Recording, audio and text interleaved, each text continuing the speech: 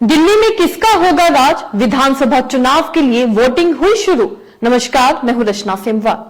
दिल्ली विधानसभा की 70 सीटों के लिए बुधवार यानी आज सुबह 7 बजे से वोटिंग जारी है। राष्ट्रपति द्रौपदी मुर्मू, दिल्ली के एलजी वीके सक्सेना, राहुल गांधी, विदेश मंत्री एस जयशंकर और दिल्ली की मुख्यमंत्री आतिशी वोट डाल चुके हैं। 9 बजे तक 8.10% वोटिंग हो चुकी है।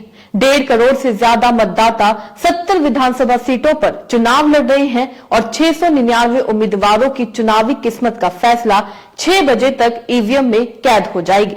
दिल्ली में 13,766 पोलिंग बूथ पर मतदान होगा। इसके साथ ही उत्तर प्रदेश की मिल्कीपुर विधानसभा सीट और तमिलनाडु की इरोड सीट के उपचुनाव के लिए भी वोट डाले जाएंगे। बता दें, दिल्ली में अरविंद केजरीवाल अपनी सरकार की योजनाओं के दम पर एक बार फिर सत्ता में आने का दावा कर रहे हैं, तो वहीं 25 साल से अधिक समय के बाद भाजपा फिर से दिल्ली में सरकार बनाने के दावे कर रही है। वहीं राजधानी में 2013 तक 15 साल तक राज करने वाली कांग्रेस ने भी इस बार पूरी ताकत झोंक रखी है।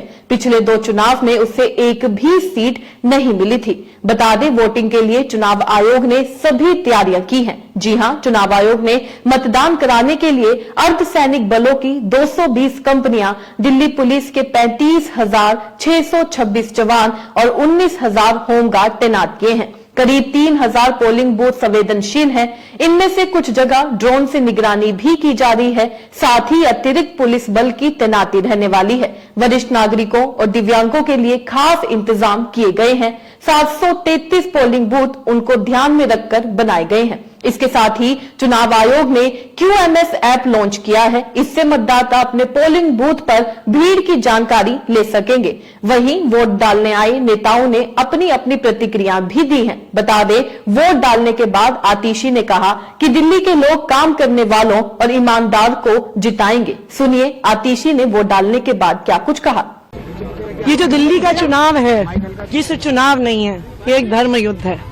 ये अच्छाई और बुराई की लड़ाई है। ये सत्य और असत्य की लड़ाई है। ये काम और गुंडागर्दी की लड़ाई है।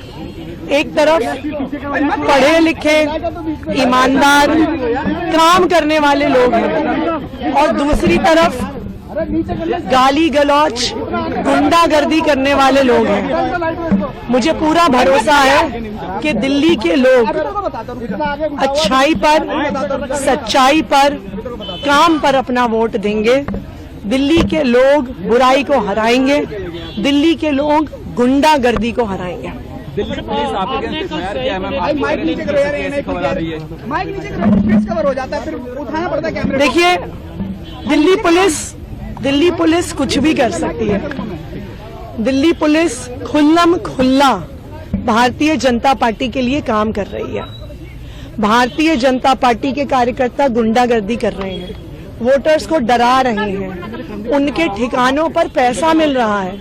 इलेक्शन कमीशन खड़ी है, फ्लाइंग स्क्वाड्स घंटे घंटे तक खड़े हैं, लेकिन बीजेपी के ठिकानों पर दिल्ली पुलिस नहीं आती है।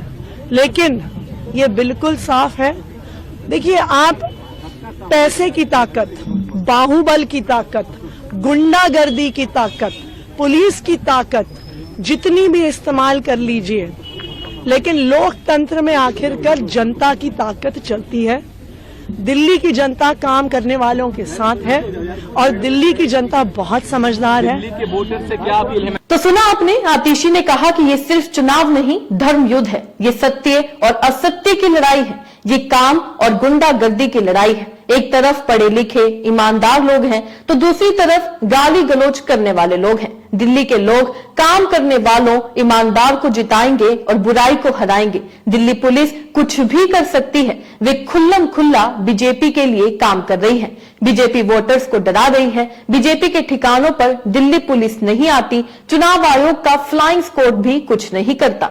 बता दें, दिल्ली में स्विंग वोटर्स ही किंग मेकर होते हैं। जी हां, दरअसल स्विंग वोटर या फ्लोटिंग वोटर वह मतदाता होते हैं जो किसी पार्टी से जुड़ा नहीं होता। वह हर चुनाव में अपने फायदे नुकसान के आधार पर अलग अलग पार्टी को वोट देता है। 2014 में भी भाजपा ने लोकसभा की सभी 7 सीटें जीती थी। इस दौरान विधानसभा की 70 में से 60 सीटों पर भाजपा आगे रही थी, जबकि 2015 विधानसभा चुनाव में भाजपा सिर्फ 3 सीटें ही जीत सकी और आम आदमी पार्टी ने 67 सीटों पर कब्जा जमाया। इसी तरह 2019 में भी भाजपा ने 7 लोकसभा सीटें जीती और 65 विधानसभा सीटों पर आगे रही। वहीं 2020 के विधानसभा चुनाव में आम आदमी पार्टी ने 62 और भाजपा को केवल 8 सीटें मिली। यानी कि यहां पर वोटर सिर्फ अपना फायदा देखते हैं और विधानसभा चुनाव में वो आम आदमी पार्टी को ही चुनते हुए नजर आते हैं। आप सभी को बता दें, दिल्ली विधानसभा चुनाव के नतीजे